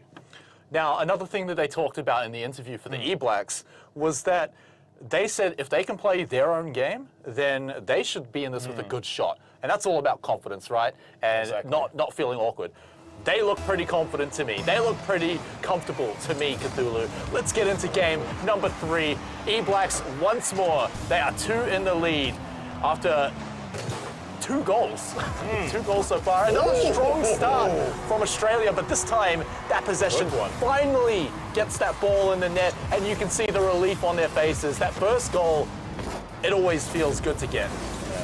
Very nicely done here. Finally, Team Australia are waking up and finally do find that kind of quick momentum-based score, which is great to see here from them, finally waking up. But side of E-Blacks, yeah, this is now finally not going to be adding even more pressure. Now Team Australia has fully waken up, and for E-Blacks, this is, well, now it's their time to try to bring something back. Already 2 demos that we got to see. Yeah, they're feeling a little bit violent, I guess, but it's Gotta get into that tussle. Question is it going to work? We then need the demos to get that first goal, but of course that was a little awkward in the net. We got Shores here to save it from the side, but doesn't mean that the E-Blacks were finished, although now I think they are, as it gets lobbed well away in front of their net, in fact. But of course we've got the defenders there to push it away. So yeah, I mean, Australia finally getting that ball in net. I mean, like, it doesn't matter how they did it. It was mostly off the back of like a bit of solo play, a good pass as well. But that relief has to feel good. Yeah, absolutely. Now it's on to E-Blacks to try to keep on pushing the envelope. If they can make it a 3-0, this could be absolutely devastating for Team Australia, given that this is their first time actually properly scoring the ball. Could this be the other one? It does! Finn going in for the second one. Team Australia now ramping up the engines and ramping up their plays. So far, getting back into the swing of things, finally getting a good grasp onto how E-Blacks are playing, and so far, yeah, that flexible game thing. I'm not even sure if that was like really good mind games by Finn or just like really awkward saves coming up from the rest of the E-Blacks. Yeah, maybe a little bit of both, but regardless, it puts the second goal in the net for Australia, and this is great. This makes it so hard to come back when you know that the E-Blacks, they've only been getting one goal. He's out of boost. He's got to get a teammate here to help him out. He'll have to get a bit more boost as well to be the passing play. Off the corner shot, they may have a shot on the net, but no, it is blocked out by one of the defenders from Australia, so we won't get that shot just yet. New Zealand, I think they're playing really well on a lot of these 50-50s, but when they don't work, then yeah, Australia is the one to start coming out on top pretty quickly. Nice double play nearly coming around. This time, DX7 just at the last moment snatches the ball away from that direct approach, the direct danger. Shores does keep a really good, healthy economy on those boosts, but so are his teammates. So far, good play. Trying to keep it as steady as possible. Team Australia fully realizing the gravity of their situation where they could really snatch the momentum and the whole mental game away from E-Blacks, but I mean, we'll say that E-Blacks have managed to generate 2-match buffer for themselves. So nothing too tragic if they do lose out on this very map, but obviously it wouldn't be particularly too pleasant losing out on so much momentum. Kaka actually does run out of the boosters and gets the big one snatched away from him. So right now, E-Blacks might just have a really healthy chance to make it work. I say that though. Quick snatch by Kaka once again. A lot can happen in 2 minutes, Cthulhu. E-Blacks could definitely bring this one back, but Team Australia, they've got the biggest lead in the series we've seen so far. Now they'll have to play defense for a little bit, but I mean, look, they're all together. Maybe a little too much together there. Don't want to commit too hard on the ball, but after that, they've still managed to keep it out. They've still haven't grabbed possession back away from the Kiwis yet. And by the way, Kenny Salmon's still nicking all your boost in the corner there, so that's a bit frustrating. However, finally, Aussies get a hold on the ball, but the grasp is lost so quickly. The Kiwis have stolen it back. Are they going to be able to make a shot here quickly enough on the rebound? But it doesn't look like it. DX7, meanwhile, on a counterplay, trying to take the ball away as far as possible. Scarth as well is there to make sure that the pressure keeps as far away as possible from the gate. Good snatch, actually back and forth, really, the possession of the ball keeps them variating. DX7 once again knocks it out the park of the blue team, and oh man, this is looking tense. This could be big. If E-Black starts scoring, this could be nuts, but as it stands right now, for Team Australia, they are playing just about enough to just keep the ball away from them, keep themselves out of that danger of being reverse swept here. Yeah, and this is great for Team Australia. They can just keep that 2-goal buffer. If one slips through, who cares? There's 46 seconds left. Oh, that was a fast shot on the net, but no quite luck just so far. However, yeah, New Zealand, they need to be getting these goals now. Otherwise, they're not going to have time unless they want to rely on a 0-second goal from the air. I don't think that's something you really want to be hoping for. So 30 seconds now, it's got to be New Zealand stealing the ball away. And for Team Australia, they just want to just keep bumping it out of their hands like that. Absolutely, a little bit of a nerve maybe starting to kick in on the side of E-Blacks right now. But at least, well, maybe things are not looking particularly too great here in this matchup, but they still can bring this back. 7 seconds remaining. We're just about to transition back to, well, just the main lobby for a brief moment, and as the ball about to land, this is looking to be it. Quick demo as well, just to rub in the salt. And yeah, Team Australia scoring themselves their first point, getting on the board. And I mean, you look at the stats, Team Australia consistently been outputting the shots left, right, and center, which does pose us with a bit of a question. The first 2 rounds, was it all about Team Australia snoozing away, or was it E-Blacks gaining that initial momentum and playing for the counterplay? Well, I think that the E-Blacks had some great defensive play in their first one game for sure, but even their second game as well. In this one, though, it did feel like Australia's starting to work them out. They're starting to figure out how they defend, where they can push them around, where they can steal the ball away from them, and it's happening just a little bit more and more and more. And the other big thing is there's not one single moment in the game where someone like Scarth can just steal the ball from underneath your feet, hit it into an open net. So the fact they haven't let that happen in Game 3 is also pretty big. What is cool to see to me, actually, is the fact that you look at the approach of Team Australia at the 0-0 mark. Very hyper-aggressive approach. Yeah, straight away. Very heavy attacker-sided kind of gameplay from them. You look at E-Blacks, a very kind of balanced, almost playing for that defense first. Essentially, instead of pushing the ball onto their opponent's side, they are playing for that counterplay, awaiting for the mistake to happen. All right, Team Australia, 1 on the board. Can they make it 2? Or will E-Blacks suddenly take back momentum of the series? We'll have to find out here in game number 4. Yeah. 1 more point, and that is going to be, well, technically the championship point as well for E-Blacks. They do manage to make it work, so it would be big. A lot of momentum at stake, and already straight off the bat, a demo actually coming around. And Team Australia kicking things off right properly well, but the ball was oh so close. Another shot comes in, but this time DX7 keeping it extra careful. Yeah, a lot of these long, slow shots just aren't going to do the trick for Team Australia. The E-Blacks have been a little bit too onto it, unless they see a really, really big open net. But yeah, for the E-Blacks, whenever they have possession of the ball, they're making similar amount, or not even amount, they're making similar shots to Team Australia. Nothing really spectacular, nothing out of the box. They're just trying to see if they can slip their way through. And it hasn't worked since Game 2. And, you know, arguably those goals weren't really the same kind of idea. Team Australia, they're holding onto the ball, and now that it's going to be DX7 up in the air, used all his boost to get it that far ahead. Oh, Scarth trying to muscle it out, but the third shot, it's a little too awkward after that play, and it's going to go right back to Australia. You look at the position, though. Too many players from Team New Zealand are already on the orange side, so they had to back up a little bit, try to get some defense going, and indeed they will be. Kenny Salmon, he's talked about it during the interview as well. He has been a little bit more preferential on the defense as well, so could very much be that big defender for the gates of E-Blacks. Karka, I swear, Karka is trying to play some fancy footwork with his dribbling sometimes. Maybe even trying to sneak in a little cheeky pinch there, but there is too much disruption coming around from the E-Blacks. It makes it a little bit hard to do those tricks, but That said, it didn't go off. He didn't launch anything. And so, speaking of that, Finn it was too awkward. He placed it right on the defenders' heads. And look, as they just had to simply sit there and watch it be bumped in. Yeah, unfortunate turnout. Yeah, a little bit of a tilt maybe starting to creep in there. And right now, yeah, E-Blacks slowly, possibly losing the grasp again. The ball is in the blue side. Team Australia have been making sure to keep that pressure quite constant. And now, well, they scored a point. They don't really need to do a whole lot apart from continuing the defense, but what they want to do is just keep up that pressure, keep on generating that buffer so that even if their opponents do score a point, well, there's no way that they could lose a lead. Nice quick overtake over the ball, and almost one could say E-Black is starting to get a little bit more reckless. Once again, the gate is wide open. DX7 back onto the defense.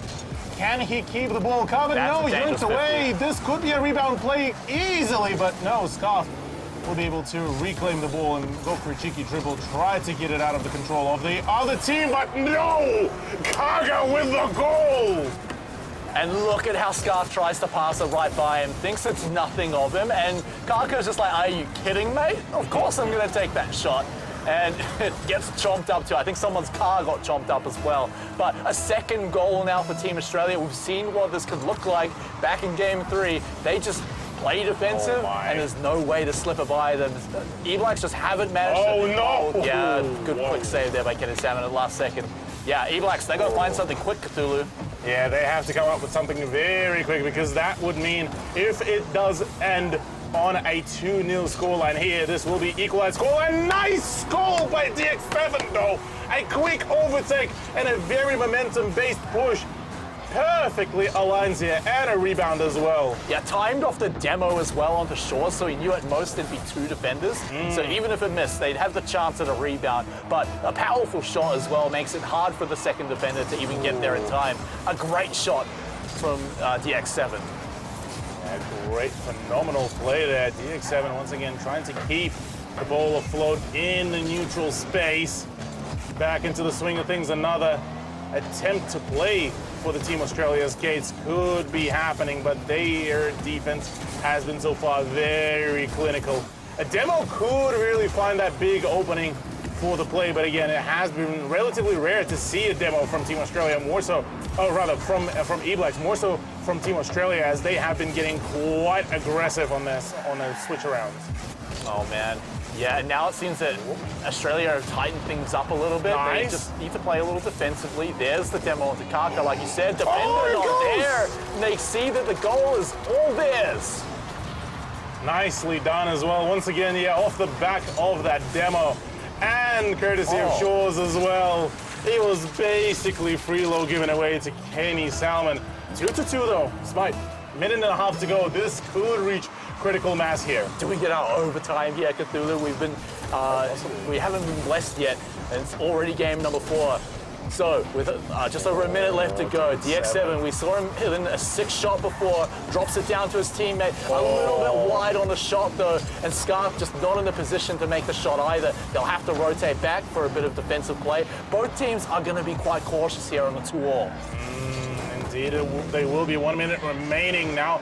The ball in the field of Team Australia. This is where DX7 could really make a play. Could they find the score? This in for a quick shot, but gets blocked very quickly. Shores going for the full send towards the gate, but can't really find any sort of ground. In goes the ball! How was that missed? Finn, are you kidding me? Oh man, yeah, so he just finds this little opportunity, puts a real weird angle on the shot, puts it right in the corner there, so that like from Kenny Salmon's angle there, it's really hard to see where you need to actually be to block that ball. That's the thing.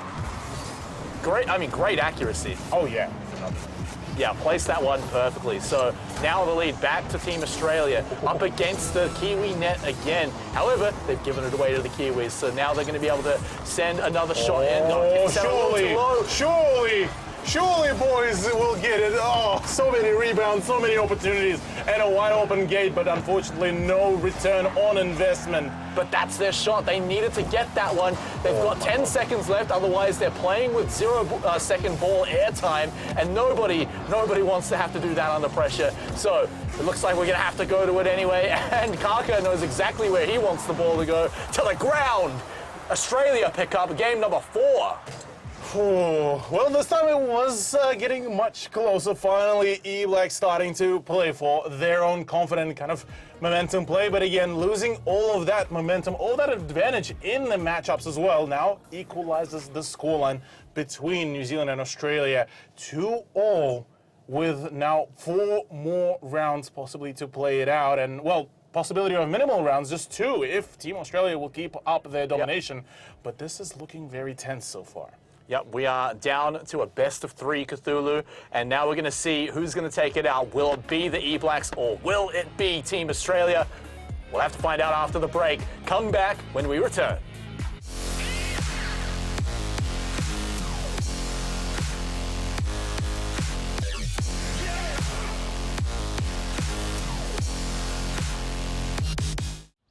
Morning, Ricky. Morning. Where are you? I'm a voiceover. You're in an ad for fibre. Okay. Random. Ask me about fibre. What's that? Glad you asked. It's a tiny cable right under your feet that connects New Zealand to fast, reliable broadband. Let's go. I thought you said it was a tiny cable. It is. This is a metaphor. We can do anything in an ad. What's that? That's New Zealand's internet. Is that it? It's all we need right now. New Zealand's internet tickles. But as the country's needs grow... Yes, whoa. Our country's fibre network is capable of delivering way more when we need it. It's bigger than any of us can imagine.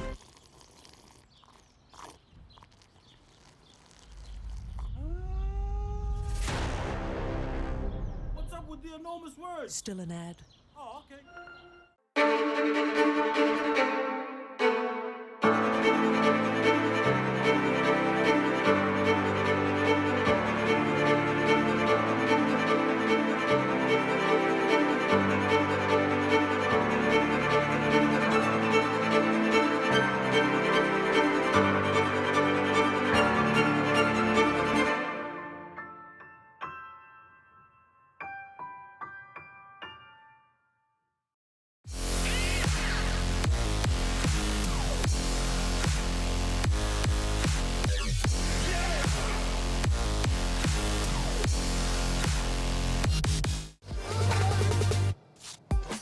Welcome back, everyone.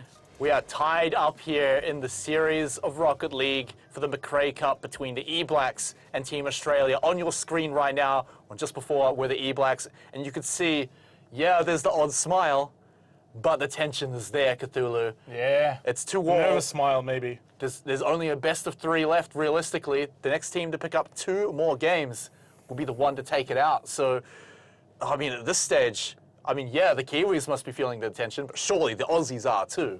Yeah, the Aussies, well, on Aussies, really, they have been feeling more and more confident in their plays, though, I gotta say. Yep. Because you look back at the first 2 games, it was off the back of some rather awkward counter plays by E-Blacks. That, whilst they was still orchestrated pretty well, it was only a singular point. You look at the wins from Team Australia, it was, first one was a 2-0 victory, the second one was a 3-2. So a very consistent ability to keep on scoring the goals has been a phenomenal boon to their performance. All right, fellas, it's time to get back on the pitch and show us what you're made of. Is it gonna be the E-Blacks? Is it gonna be Team Australia? New Zealand's final chance to get a hand on the Mcrae Cup. Otherwise, it's all going to Australia through their Dota victories earlier today. A kickoff, a little more awkward this time, Cthulhu. Yeah, a bit more awkward, a bit more paced down, even though the ball, once again, being kept within the grounds of E-Blacks. Once again, that initial pressure, that explosive play style that Team Australia has been bringing in has been very much formidable. Maybe off the back of the demo, this is where E-Blacks could really make a play with the ball being dribbled between the 3 players of Team Australia. This could be big shot, but to no avail, no actual meaningful play as it got so close so many times already, but to no actual goal just yet. Kenny Salmon tried to make and go for the play, go for the shot, but no actual connection. Excellent composure from the Kiwis there. I mean, they could have easily let a goal slip by, but they held on. Some pretty tight defense too was needed to keep that out, and they managed to do it. So here's a shot. Carter gets it by one, gets it by two, and gets it into the net to score the first goal. Haka just absolutely ramping up, dodges path, and absolutely demos DX7. That has to be a tilter here, Smite. Already the first point. That's just a solo skill outplay there. Like, he's just styling on them with that play. So that's got to put a bit of a damper on the E-Blacks, but again, they'll have to hold strong to that sort of thing. Kaka, though, he's shown what he's made of, and we're seeing more and more of it as the series goes on, which could spell doom for the E-Blacks. This is their time to try and make that comeback here. They'll have to find it somewhat soon. The goals have been lacking from them so far. And again, they are great on the defense. Australia put on pressure and E-Blacks handle it. But we need to see those goals. The thing is, though, I think Team Australia has started reading into the play that E-Blacks will bring it out. It's the moment that they were trying to, you know, tackle the ball away. This is where they could find the breach in their defenses. A nice demo play, a double push, no! Unfortunately, not yet for Team Australia, but they already got their point. They would be already quite relaxed about this sort of turnout, whereas for E-Blacks, it's tense time, given that they were scored at in the first minute 20, and the ball nearly flies into their gates for the second time. Man, look at that defense as well, you know, like getting the bump and the 50-50 on the ball too. Yeah, demos all over the place too. But it's just a good example of E-Blacks. Their defense is great, but Australia, they've been cracking it. They've been finding the gaps in the armour. But here's E-Blacks' chance. They're getting the corner passes, but nothing past that. And Sakaka, with not quite a full tank of boost, has to pass it to a teammate to get the shot. But again, it's the Kiwis to block it out. Rebound plays coming around through and through, but Kenny Salmon all of a sudden just ramps it up directly into the gates. Phenomenal play, and yeah, look, finding that momentum, knowing exactly when to push. Perfect angling there, my goodness. Yeah, also, you've got to focus on the fact that the defender was pushed around. No chance for him to rebound the ball, and so it made it a much easier shot for Kenny Salmon. So one apiece now. E-Blacks crawling their way back in. Can they pick up the game here and regain that composure, or will Team Australia keep that momentum going? A shot on the Aussie net, but it's quickly blocked away. The assault will still continue to go. As long as they can pull it out of the Aussie hands, they do just in the end there. Or maybe not, actually. I don't think they've quite got the ball just yet. They do have it in the orange side, though. Yeah, but quickly rebounded back into the blue side. No, back into the orange side. This is getting tense. Scarth looking to score a point. DX7 nearly wanted to go in for the shot, but rotation is being called in. The ball is back into the defensive play here for E-Blacks. They want to make sure that they're not allowing any more progression for Team Australia. This is where they stop. No, ball goes in.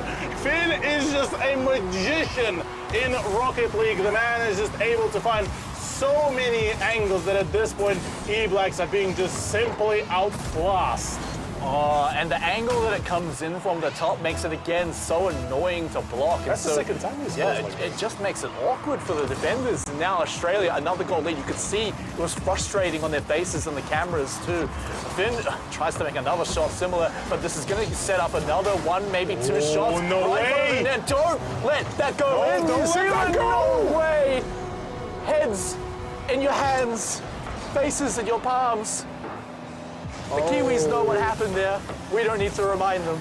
Oh no, that is tragic here for E-Blacks. Aussies, though, I mean, it's a bit hard to see, but they are laughing their heads off. They're loving that goal. That's the momentum has completely shifted Cthulhu after that goal, I've got to say. Oh yeah, absolutely. Now it's all down to E-Blacks to try to go all in. 1 minute remaining. They do not want to give the championship point here to Team Australia after so much effort that has been put in, after so many tries, so many attempts, and for it all to go to waste. No, a perfect shot, but blocked in by Kaka once again. This is absolutely a clinical play here from Team Australia as they're looking to absolutely shut down any chances and possibilities for their opponents to bring it in their way. Oh, don't let Finn take a shot from the air. It can always be awkward. His teammates have arrived too. A double touch, a little too high, but the third man comes in. Again, blocked. So New Zealand keeps it out, but with 20 seconds on the clock, and another goal in the net from Shores on high. This is another game locked in for Australia. Yeah. Only a miracle will allow E-Blacks to come back from a 1-4 scoreline with 20 seconds remaining. That's just an upset central here. Yeah, look, already about to be a 3 in a row. The Australians are just doing absolute stunning work here, and simply just, look, they got to read into the play of E-Blacks. Whilst, yes, like we talked about it, the defense from E-Blacks has been great, but certainly starting to show cracks. Certainly those vertical angles have been the bane of their existence, and there we go, the third point to be scored, and this has to be a bit of a tilter now for E-Blacks, I gotta say. Oh man, I mean, we talked about tilting goals in game 1 with the goal that New Zealand managed to pick up, even the one in game 2, but that tops them all in that one. All 3 members were involved in it too, in the defense. They know what they did, they know what happened, so it's up to them to make sure it doesn't happen again, so they can bring the fight back. But Cthulhu, Australia are on championship point here. They are on Birmingham point.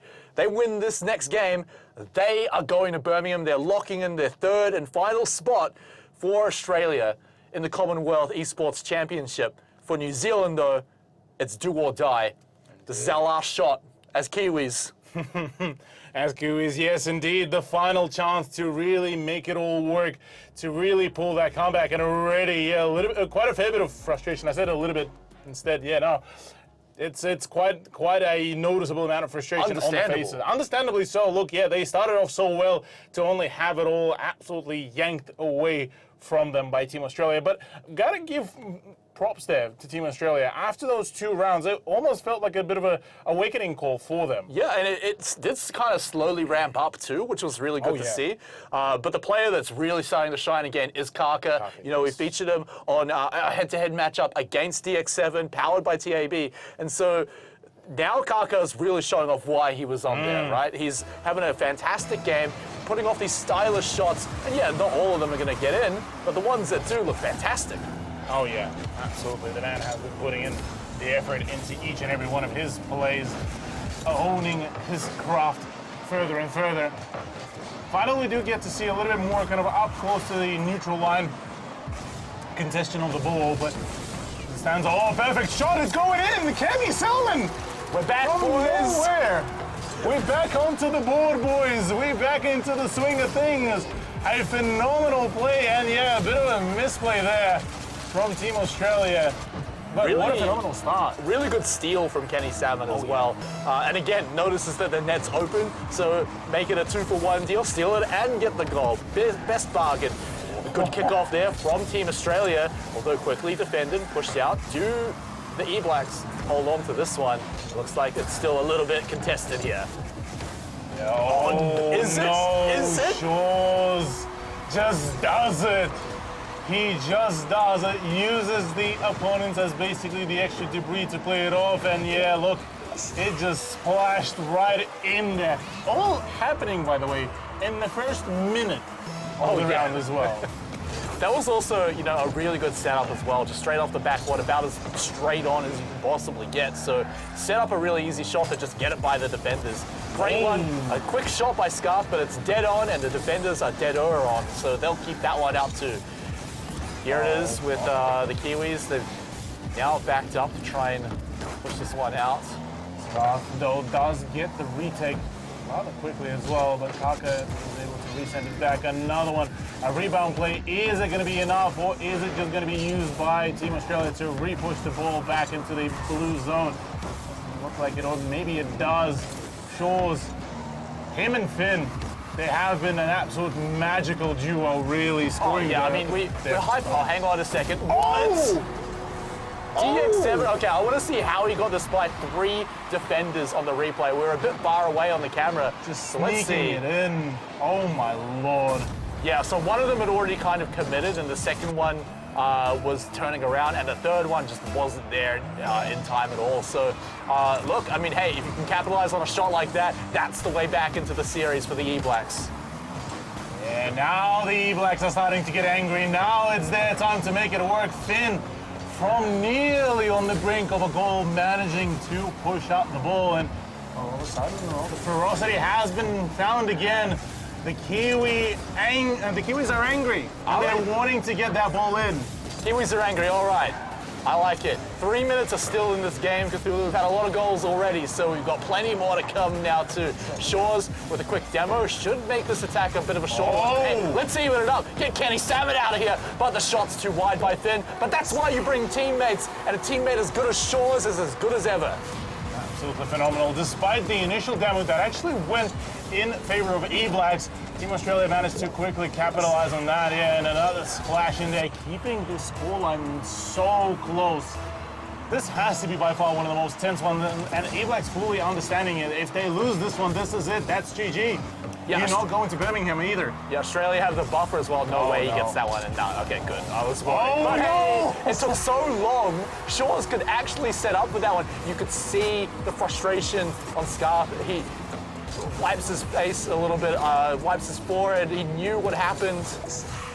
And man, a slow setup there by Team Australia. I really liked it as well. They waited until the E-Blacks. They committed too much on the defense. And there was more people to still shoot. Absolutely. Well, already the ball is back into the swing of things. Quick, clean shot coming in. No, unfortunately, just not going into the gate. So far, maybe we're looking at a bit of a rebound play. No, the defense needs to not fail here. Scarf, the last line of defense. He has been the one saving grace. Kenny Salmon back on the offense has been rather clinical, but again, without him, basically the defense of E-Blacks has been suffering rather heavily. DX7 back into the retake, trying to keep the ball away from that consistent control of Team Australia, but we say that it has been still theirs for the taking. Oh, all right, we're going to flip up to the demo cam. Everyone's getting blown up. But regardless, you can see they're still trying to make some aerial redirects here throughout Team Australia's shots. Again, one more goal here should net it pretty securely. Oh, watch out there, boys. But of course, this has been a very high goal game. So even a 2-goal lead, I don't think you're safe in this match at all. Even 3 goals, I'd be worrying unless there was only a minute left. So E-Blacks, again, it's on them. They're playing from behind again. They need to find that one more at the very least. Shots going in. DX7 starting to get a little bit more frustrated. No, the game is completely open. No, E-Blacks. Kaka, man, what a good little opportunity. Of course, he noticed all the members of E-Blacks were miles away on a holiday somewhere, and so he's just going to take the easiest dribble of his life up to an open net. And now that's that 2-goal lead I was talking about, Cthulhu. Absolutely, yeah. Given a little bit of a taste of their own medicine, Team Australia showing how it felt in the first 2 rounds against them. Really, this has turned into a bit of an unfortunate turnout. I say that, nearly a goal there. Another attempt going in. No, Kenny Salmon could not connect those shots. DX7 going for another attempt. This nearly going in the perfect way. No, the 50-50. It's actually the overtake. Kenny Salmon going for another shot. Unfortunately, though, it has been all just hype and no actual results. But I say that the shot nearly once again going in. E-Blacks on full offensive. They need to make it work. Less than a minute remaining, and their chances dwindling by the second. Yeah, but now it's Australia's chance. From above, they can start taking the shot. Shaw sets it up, but it's pushed away by the E-Blacks, so no one else can push it in. But that doesn't mean that Australia are going to leave the blue side just yet, Cthulhu. Or maybe they will, because DX7 steals it away. One of them is going to have to grab and hold on to this ball and start getting it over towards Australia's net. E-Blacks, the time is now. 30 seconds left. They cannot rely on the 0-second goal at all, Cthulhu. They need to find it now. That's the end game, Smythe. This is where the play, you either make it or break it, really. DX7 very tensely trying to make a play work, really, here. Scarth as well, trying to get amongst all of this setup, but so far it's not looking good. Ball nearly going in, but no. 5, 4, 3, 2, 1, and the ball is not anywhere near close to the gate, and that is GG. Well played. Congratulations to Team Australia. That is it. They win out the Mcrae Cup as well here in the Rocket League, and a phenomenal upset. And on the flip side, of course, you've got the faces of defeat, the poor E-Blacks there. It was a strong start they had going for them, but Team Australia, they showed us what they were made of. They showed us why people were calling them the favourites. And man, they put on a show for us today, Cthulhu. They even came back from 2 very tilting games to pull the series back into their favour. So again, congratulations to Australia, and that marks 3 out of 3 of the series today go towards Australia. But let's take one last look at this Rocket League match again. It started off so well for the Kiwis. Yeah, it started off great, and I mean, you saw all those smiles still sticking around, even in the 3rd game where they still, oh yeah, look, all right, yeah, fair enough, we missed out on this one. But that 1 missed out goal turned into 2 missed out goals. That was so sick. Into 3 missed out goals, and then the losses just started compounding further and further. And yeah, Scott, you could see, starting to get a little bit more frustrated about that one. That 3rd goal, oh my lord, it was a clinical there. Oh, it was a bump. That's what it was. I didn't see the second Australian player, but yeah, no, they were pushing the defenders around, and then yeah, the goals started to just get more and more awkward there near the end coming out from Team Australia. But we all know the one we want to see. We want to see the one that the Kiwis just sort of let on in there. Another close one that could have been blocked. Another openish one by Kaka. We had a lot of open nets tonight. Kaka has been scoring just absolute stunners as well. I mean, the whole of Team Australia, like, they all had their own almost distinct style. You have Kaka, the man that just brute forces his way into the goal. And you have Finn, an absolute magician when it came down to the vertical shots. And then Shaw's is just an entity of his own. The man just able to score those absolutely what felt like magical tricks there. Yeah, he managed to pull off a few of those vertical shots too. Really well done from above. I think he was even the one that placed it in the middle of the 3 defenders where the E-Blacks kind of scored their own goal. But, you know, set up by Shaw's, of course. But yeah, I mean, it was definitely a good start for the E-Blacks. They had some signs of life later on in the series. That last game was really intense, and I feel like it could have gone back. But yeah, Australians are proving far too strong tonight here in the Mcrae Cup. Yeah, look, it's been an absolutely tense turnout there, really. And honestly, look, whilst, yes, it is a rather unfortunate turnout for the New Zealand boys, congratulations to Team Australia. Look, they managed to absolutely smash it all out of the ballpark, whether it was Dota or Rocket League tonight. And look, all the best to them. Yeah, and best of luck to them in Birmingham later at the Commonwealth Esports Championship. But Cthulhu, that's me and you done tonight. Yes. We're finished because we've got to hear a few words from the players. We'll say a little bit of a goodbye. Thank you for having us today. It's been a pleasure commentating through the games today. But Ashley, tell us, how are the E-Blacks feeling right now? Yeah, welcome back, guys. Thank you for that, and congratulations to Australia on taking out tonight's Rocket League game. We're fortunate enough to have time with the captain of the E-Blacks team, DX7, with us. DX7, look, it started well. You went up 2 games, and then Australia took it out at the end. But are you proud of your efforts? It was a strong Australian team. No, I'm definitely proud of the team. It was a great game. We definitely had to come out firing, otherwise we were going to get left behind, and we definitely did that. But I definitely feel like we did a lot better than most people gave us, for sure. Yeah. And I saw in your interview that you talked about representing for your mother. Did you have people watching tonight? Are you proud of your efforts and happy that they got to watch you play on Sky Television? Yeah, I mean, they're all watching at home, messaging me, seeing how I'm going and stuff like that. But yeah, I'm happy with how we went, for sure. But obviously we could have got the dub, but I definitely think we did a lot better than most people thought we were going to do. So proud of that, for sure. And in terms of future and, you know, coming off the back of your Rocket League tournament today, what does it look like for you and the team? I know that Scarth has his own team outside of this for LCS and stuff like that. Kenny, I don't know what he's doing outside of this, but I've got options for sure. But when the next Commonwealth Games comes around, I'll definitely be hitting the boys up again. And for youngsters out there watching tonight and watching you play on television and playing video games, what sort of advice do you have for them in terms of if they wanted to become a professional player and come to the LPL studios and play video games like yourself? Definitely anything's possible. I know there's a lot of kids out there, younger people, like struggling to be like, oh, is this really what I want to do? Just give it a go, you know. Just go out there, put the time into it, and anything's possible for sure. Well, thank you so much for your time today, bro. Unfortunate with the loss, but you did really well and you represented New Zealand amazingly. So thank you so much. Thank you out to everybody who tuned in tonight. It was an amazing day here at the LPL studios, an amazing night. Unfortunate that the E-Blacks didn't take it out and put their hands on this Mcrae Cup, but hey, that's how the cookie crumbles. Thank you so much for joining us. A massive shout out to all of our partners as well, NZESF, TAB New Zealand, and the E-Blacks, of course. It's been a fantastic event here tonight. It's been amazing for you at home watching on Sky TV and Twitch TV. We want to say a massive thank you to everybody who tuned in from wherever you were at. Thank you so much. We'll catch you again another time and have a great night. Cheers.